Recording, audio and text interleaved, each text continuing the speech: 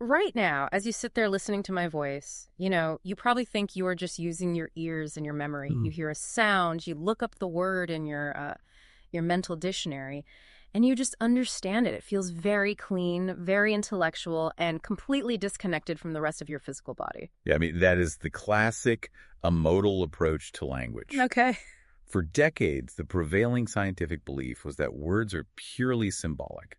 We basically thought the brain acted like this isolated filing cabinet, completely divorced from our actual physical experience of the world. Well, we are throwing that filing cabinet out the window today. Welcome to the Deep Dive. We're bringing you into a really fascinating 2023 consensus paper called Brain Signatures of Embodied Semantics and Language. That's a great paper. It really is. And the mission for this deep dive is to explore this radical, scientifically backed reality, which is that language is physically embodied. When you read or hear a word, your brain doesn't just, retrieve a definition. It physically simulates the sensation of that word. Yeah, we're looking at a massive paradigm shift in neuroscience here. The scientific community has largely moved past asking if the body is involved in language. We are now at the point of mapping exactly when and how your motor, sensory, and nervous systems light up, just to process a simple sentence. Okay, let's unpack this because I want to make sure you, the listener, realize this isn't just some abstract academic debate. This is about understanding how your own brain uses your physical body, your muscles, your eyes, your heartbeat to make sense of literally every conversation you have. Absolutely. So let's start with the hard physical proof. The paper talks about reading with your muscles. How does a simple word like the word kick actually register in my brain? So under the old textbook model, kick is just a string of letters. Right.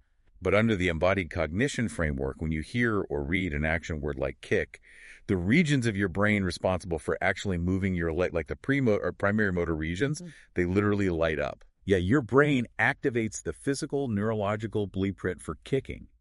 And similarly, if you hear a word tied to a visual experience, like moon, the sensory regions in your visual cortex that process light and shape suddenly activate. So I'm not just understanding the word, I am micro-experiencing it. Exactly. It's like my brain is running a video game emulator.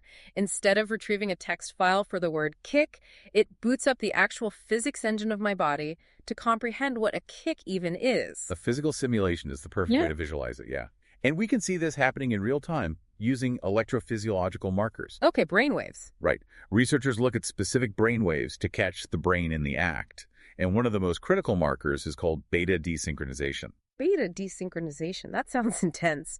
But let's break down what is mechanically happening there. I know beta waves operate in a specific frequency range, right? They do, yeah. They oscillate in the 13 to 30 hertz frequency range.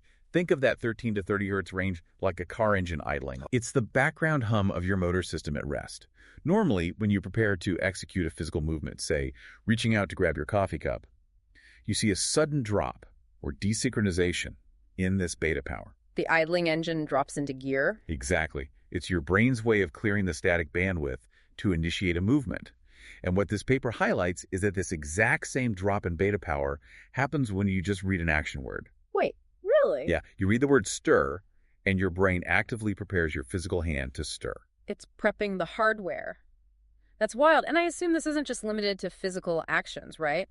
If I read a word describing a color or a shape, my visual cortex must be doing something similar. Yeah, we see a parallel mechanism for perceptual concepts, too. If I say the word triangle, your brain simulates that visual content. For this, we measure alpha band oscillations. And those are different from beta. Right, they sit at a lower frequency, around 8 to 12 hertz.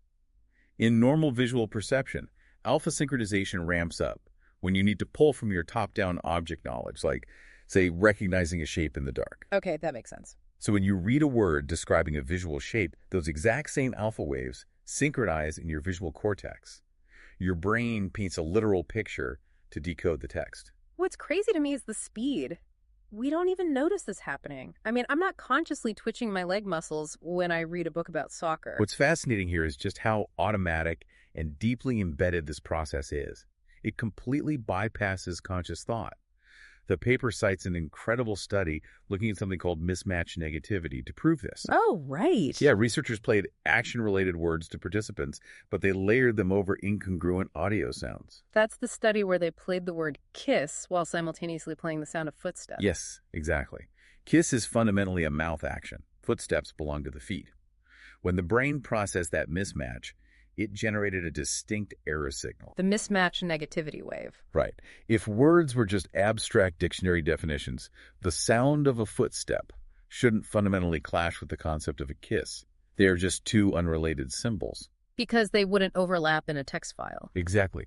But because your brain is physically simulating the mouth to understand the word kiss, the auditory input of a footstep creates a literal neurological traffic jam. The brain is actively simulating lips, so the sudden data about shoes causes a system error. It proves the hardware is engaged. Precisely. Hold on, though. I have to push back here. I buy that my brain flashes when I hear kick or moon. Those are physical objects. I can touch them, I can see them, do them. But, I use words like democracy, taxes, or justice all day long. Sure. If my brain has to simulate a physical body for everything, the theory kind of falls apart there, doesn't it? I can't taste or smell justice. You've just hit on the ultimate stress test for embodied cognition. In the literature, it's actually called the 70% problem. Because of how many abstract words we use. Yeah, about 70% of the words we use daily are abstract. So how do you physically ground something you can't touch? To solve this, we first have to discard the idea that words are split into two strict categories. They actually exist on a concreteness continuum. Okay, a spectrum makes sense. So a word like pizza is pure concrete. Justice is pure abstract. Right. And a word like courtroom sits somewhere in the middle. Exactly. There is a heavily documented concreteness effect across this spectrum. Concrete words are processed faster, they're remembered more clearly, and they're easier to associate with other concepts. Because they have more physical data attached. Right. They carry rich, multimodal sensor-motor imagery. If I say pizza, your brain immediately fires up visual, olfactory, gustatory, and motor networks. You smell it, see it, taste it, and feel the weight of a slice in your hand. But with abstract words, I don't get that sensory buffet. So maybe we actually do have two different systems. Like maybe concrete words use the body simulator, but abstract words really do just use an old school text file dictionary. Well, that was a very popular hypothesis for a long time. It's known as Paivio's dual coding theory. Okay. Paivio argued we have two parallel systems, a nonverbal imagery system and a verbal symbolic system. He suggested concrete words trigger both. You get the text label plus the physical image. And abstract words. Abstract words, he argued, only use the verbal system. They are just floating symbols connecting to other floating symbols. But that feels like we are just letting the filing cabinet model sneak back in through the back door. It completely contradicts the whole premise of an embodied brain. Many modern researchers agree with you, which is why the field shifted toward the context availability model. What does that one say? This model argues that abstract words are not missing physical grounding. They are just heavily dependent on context to figure out which physical grounding to use. The physical reality of the word dog is roughly the same anywhere. Sure, it's a dog. But the physical reality of justice looks completely different if you are in a courtroom versus a superhero movie versus dividing a cake evenly among 3 children. Ugh. So justice is hard to process because my brain is trying to build 50 different physical theater sets at the same time. Yes. The word isn't empty, it's actually overloaded. I need the surrounding sentence to act as a spotlight, telling my brain which physical stage to illuminate. That's a great way to put it. Furthermore, modern embodied theories show that abstract words are deeply grounded in something called interoception. Interoception, what is that? Like internal senses? Exactly, the internal sensations of your body as well as emotion. You might not be able to touch justice or anxiety with your hands, but when you process those words, your brain simulates a racing heartbeat, a physical feeling of relief, a sudden rush of heat, or, a knot in your stomach. Wow. So my internal emotional state serves as the physical hardware for my abstract thoughts. That completely reframes how I think about my own vocabulary. It's pretty profound. But if abstract concepts are still physically grounded in my body's layout, does thinking about abstract things literally alter how I move in physical space? It absolutely does, and the results are uncanny. This brings us to a phenomenon known as cross-domain priming. Specifically, the paper highlights the SNARC effect. SNARC. That stands for Spatial Numerical Association of Response Code. Let's do a mental experiment with you, the listener, right now. Okay. Picture the number 2 and then picture the number 9. They are abstract concepts. You can hold 2 apples, but you can't physically hold a 2. Yet our brains map those abstract numbers onto our physical environment. In Western cultures, where we read from left to right, we unconsciously map small numbers to the left side of our physical body and large numbers to the right side. Here's where it gets really interesting, because the paper details the reaction time studies used to prove this. Yeah, these studies are brilliant. Researchers asked people to react to numbers on a screen by pressing a button. If they showed people a small number like 2, participants reacted measurably faster if the button was in their left hand. If they showed a large number like 9, they were faster with their right hand. Simply thinking about the concept of 9 unconsciously primed the entire right hemisphere of their physical body. And it extends beyond numbers into concepts of time, too. Past-related words prime the left hand to move faster. Future-related words prime the right hand. Your brain physically leans into the future based purely on the text you're reading. That is just mind-blowing. Structurally, why does my left hand twitch faster just because I know one is small? It comes down to something called a theory of magnitude. The brain is an incredibly efficient organ. From an evolutionary perspective, building a brand new, isolated neural system for every single abstract concept you learn is a massive waste of metabolic energy. So it recycles. Exactly. So the brain piggybacks on existing neural architecture. Specifically, it uses the parietal cortex. The parietal cortex is the brain's real estate manager, right? It handles our spatial awareness and helps us judge physical size and distance. Right. It handles physical magnitude. Your brain uses that exact same circuitry to understand that a physical rock is heavy, a physical distance is far, and the abstract number 9 is larger than 1. It groups concepts together. Small is light is left, big is heavy is right. The conceptual overlaps with the physical. The abstract is literally leaking into my physical space. It is. Which makes me wonder, if our brains map language so tightly to physical movement, we should be able to reverse engineer this. Like, instead of observing how words make us move, could I use my physical body to hack my brain and learn a completely new language faster? You were describing the enactment effect. It is a massive area of study for second language, or L2 acquisition. I mean, think about how we currently learn languages. Okay. We sit perfectly still at a desk, staring at a textbook or an app, trying to force a symbolic dictionary into our heads through sheer rote memorization. It feels incredibly unnatural. Because it works against our biology. The enactment effect demonstrates that if you learn a new L2 word while physically performing a gesture related to that word, you create a powerful motor trace in your brain. A motor trace? Yeah, you anchor the new vocabulary directly into your existing physical hardware. The memory becomes multimodal. It is much harder to forget because you have stored the information in your motor networks, not just your cognitive memory banks. I want to clarify a crucial distinction from the paper here, though.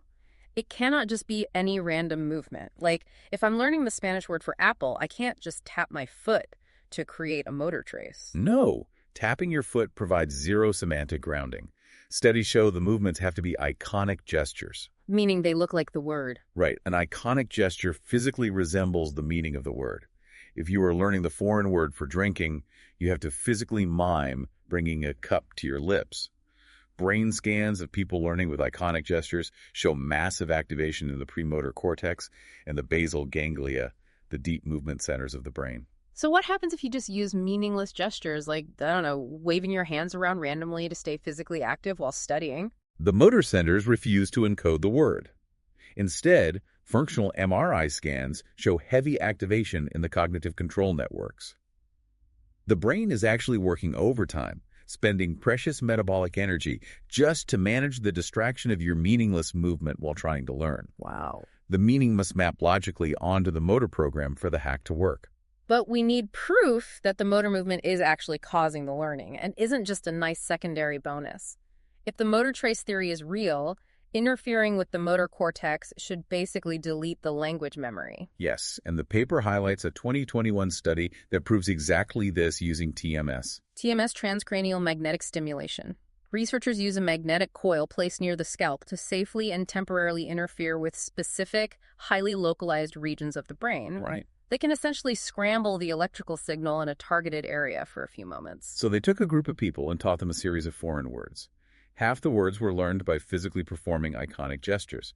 The other half were learned by looking at pictures, standard visual learning. Okay, standard setup. Then, researchers used the TMS wand to zap the participants' primary motor cortex, temporarily scrambling the part of the brain that controls physical movement. So I would hypothesize that if embodied semantics is true, Scrambling the motor cortex means they literally lose access to the words they learned with gestures. That is exactly what happened. The participants suddenly struggled to translate the words they had learned using physical gestures. The memory was completely blocked. Oh my God. However, they had absolutely no problem translating the words they had learned using pictures. That is the smoking gun. The memory of the word wasn't just stored in some generic cognitive memory bank. The memory literally lived inside the motor cortex. When you jammed the motor cortex, the word vanished. This raises an important question regarding our entire educational infrastructure. If language acquisition is this deeply dependent on the motor system, are our traditional classroom models fundamentally flawed? I mean, it sounds like it. We demand that students sit completely still, hands folded, while trying to acquire complex vocabulary. We might literally be turning off the primary brain networks they need to absorb the information. It's a staggering implication, but let's push this into the real world. What if you were trying to learn an action that is too complex or too dangerous to act out in a classroom? Or, more importantly, what if a learner physically cannot move their body? That brings us to the final frontier covered in this paper, virtual reality. VR. VR is completely revolutionizing the study of embodied semantics. Up until recently, laboratory studies on language were severely restricted. You sit in a sterile room staring at a 2D screen. It's highly artificial. Right. VR provides incredible ecological validity. It is immersive, it's first person, and it tricks the brain's sensor-motor system into believing it is interacting with the real physical world. Anyone who has played a VR horror game knows this. When you try to run away from a virtual threat, your heart rate spikes, your palms sweat, your breathing gets shallow, your physical body believes the simulation. So how are researchers applying this to language? The paper highlights a brilliant longitudinal fMRI study from 2019. They took absolute novices and taught them a second language. One group learned traditionally, using picture word associations on a screen. Okay. The other group learned immersively in a virtual reality environment, interacting with virtual objects. And they scanned their brains before and after the learning period, right? They weren't just looking for electrical flashes. They were looking for physical, structural changes to the brain matter itself. Exactly. Both groups successfully learned the vocabulary, but the VR group showed something incredible: increased cortical thickness and gray matter volume in the right inferior parietal lobule. The right inferior parietal lobule. Why that specific area? It acts as a massive integration hub in the brain.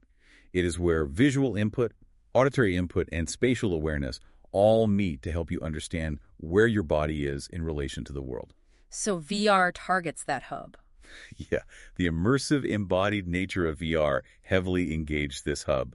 Simply picking up a virtual apple while hearing a foreign word built denser, structurally stronger neural networks than staring at flashcards did. Walking around a virtual kitchen thickens your brain differently.